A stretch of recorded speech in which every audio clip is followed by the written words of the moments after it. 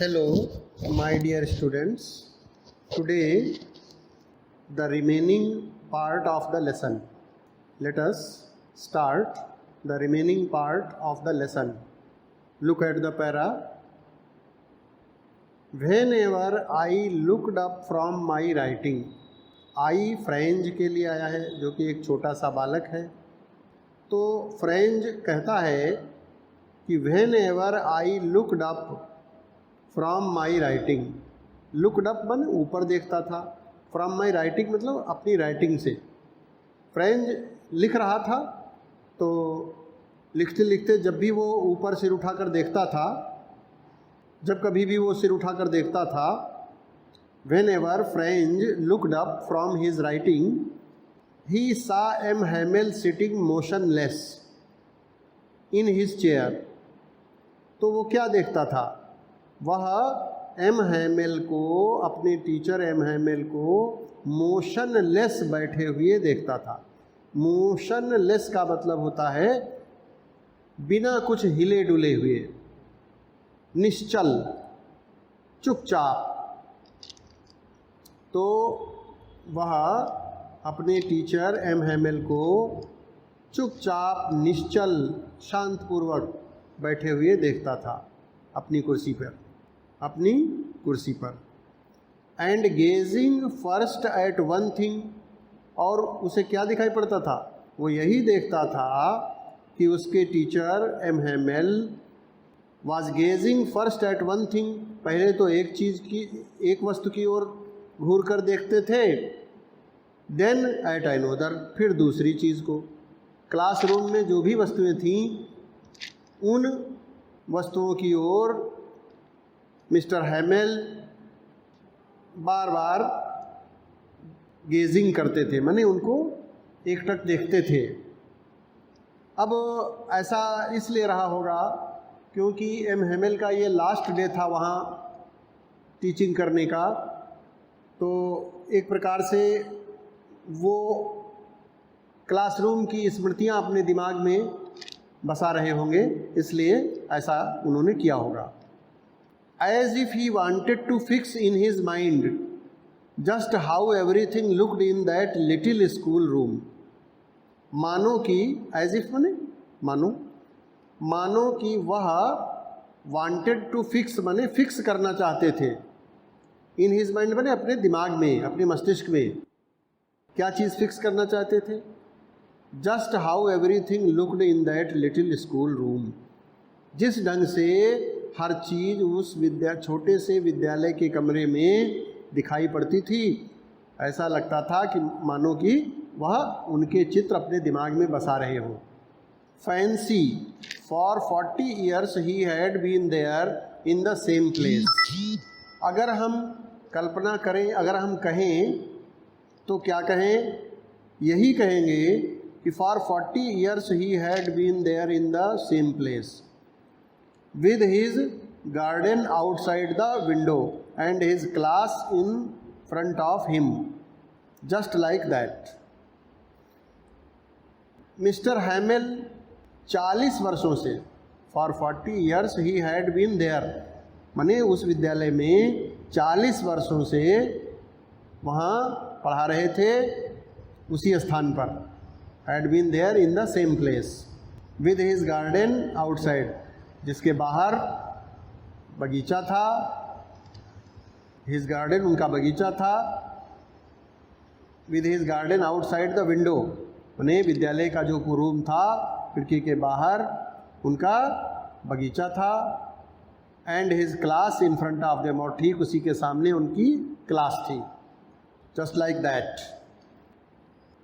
Only the desks and benches had been worn smooth.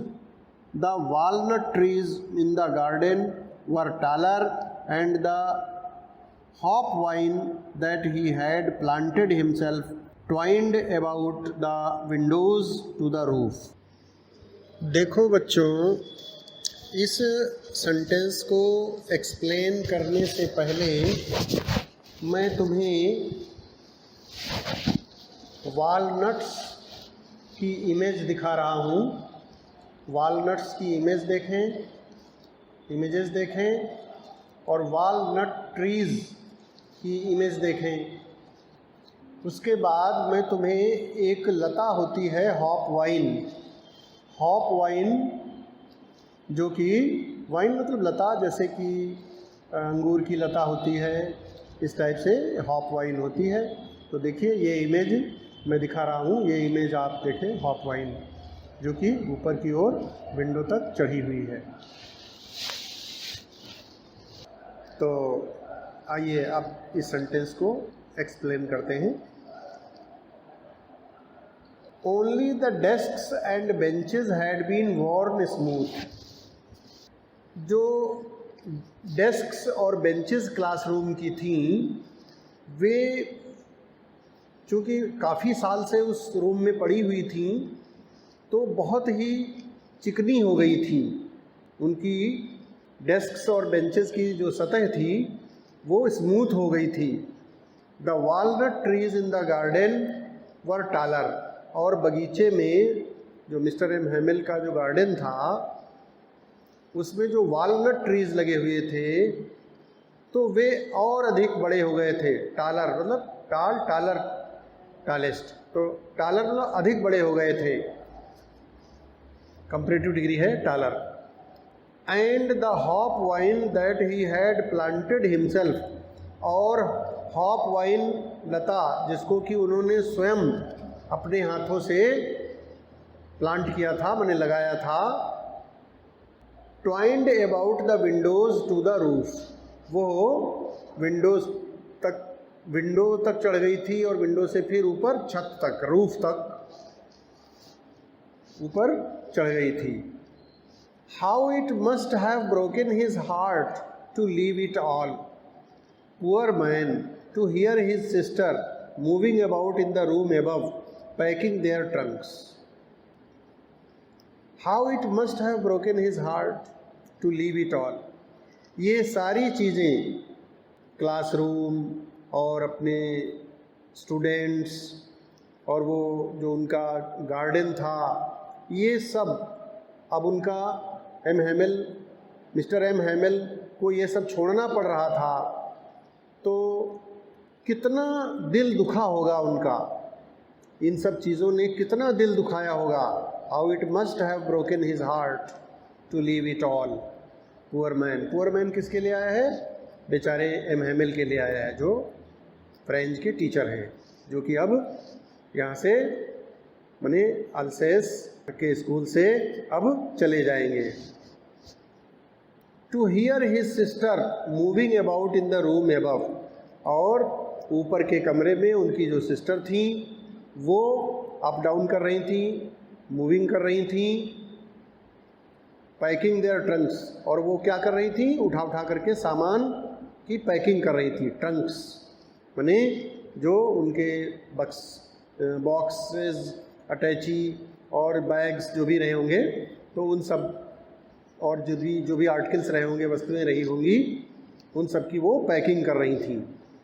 Packing their trunks for they must leave the country next day. क्योंकि next day उनको निश्चित रूप से वो स्थान छोड़ देना था। But he had the courage to hear every lesson to the very last. लेकिन ही हैड द करेज, उसके पास साहस था। करेज मतलब साहस, किस चीज़ के लिए साहस था? टू हियर एवरी लेसन, प्रत्येक पाठ को सुनने के लिए।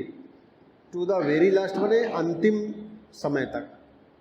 उसके पास अंतिम समय तक, बिल्कुल अंत तक लेसन को सुनने का साहस था, वो साहस रखता था।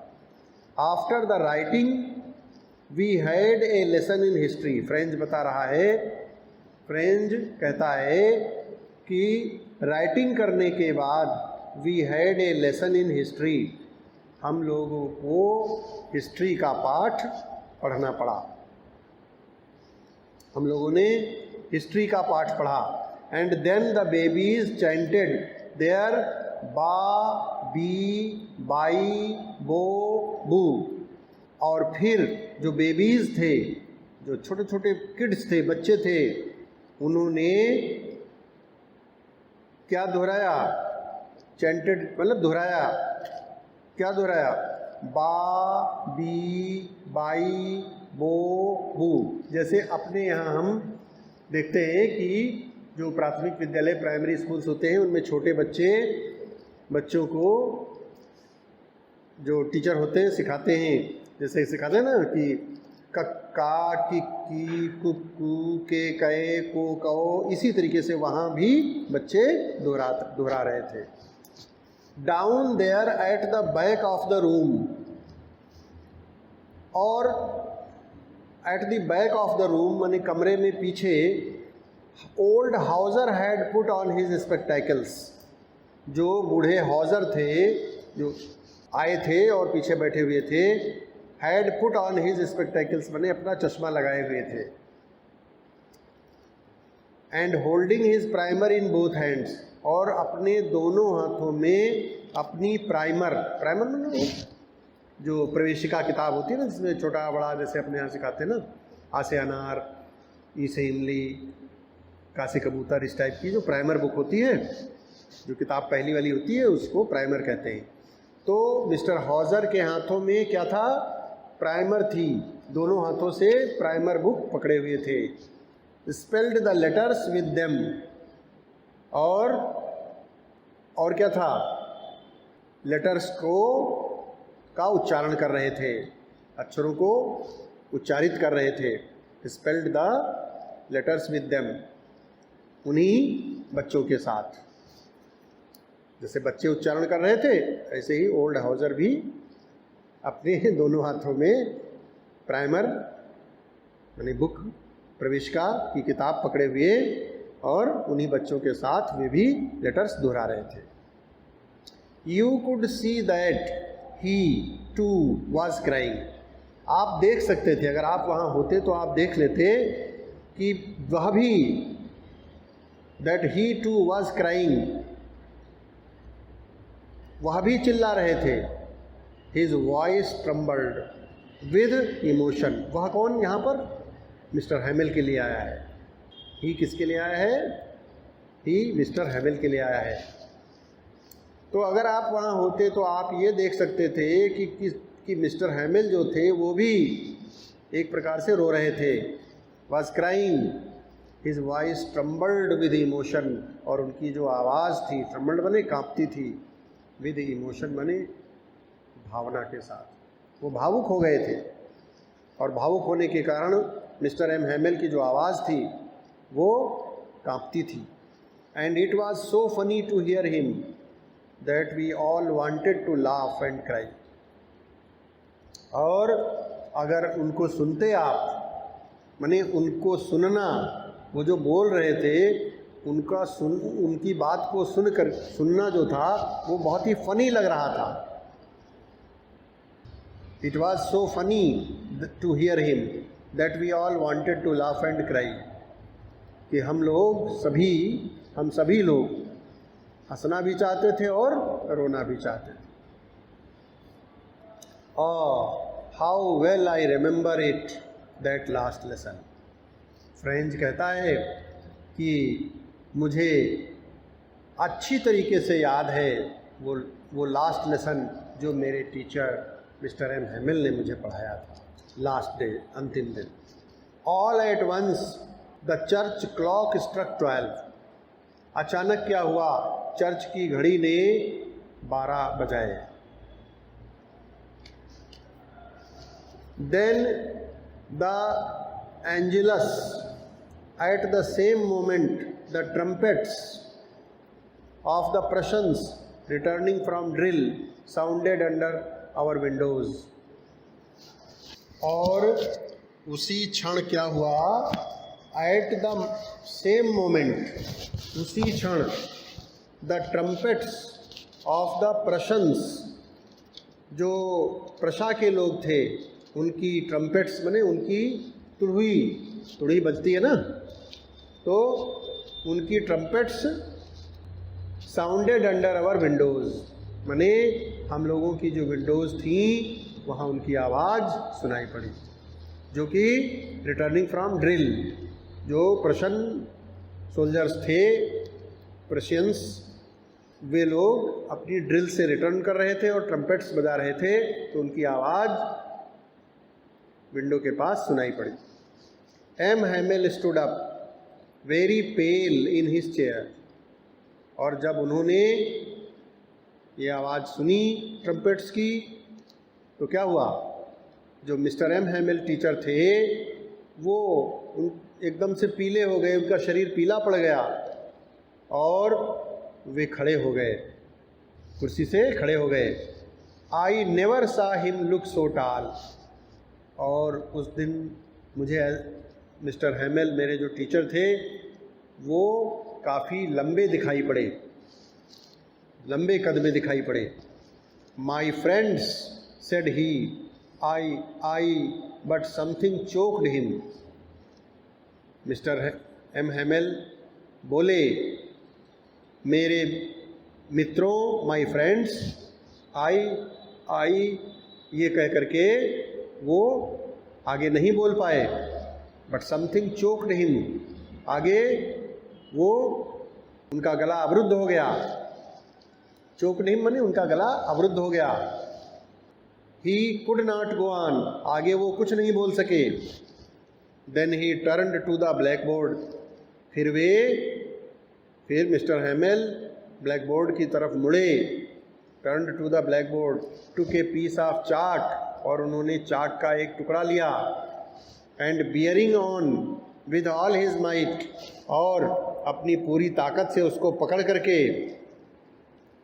ही wrote as large as he could, और जितना बड़ा बड़ा वो लिख सकते थे उन्होंने उतना बड़ा बोर्ड पर लिखा, ब्लैक बोर्ड पर। क्या लिखा? विवे ला फ्रांस, विवे ला फ्रांस, ये उन्होंने चार्ट से बड़े बड़े अक्षरों में लिखा। इसका मतलब क्या होता है?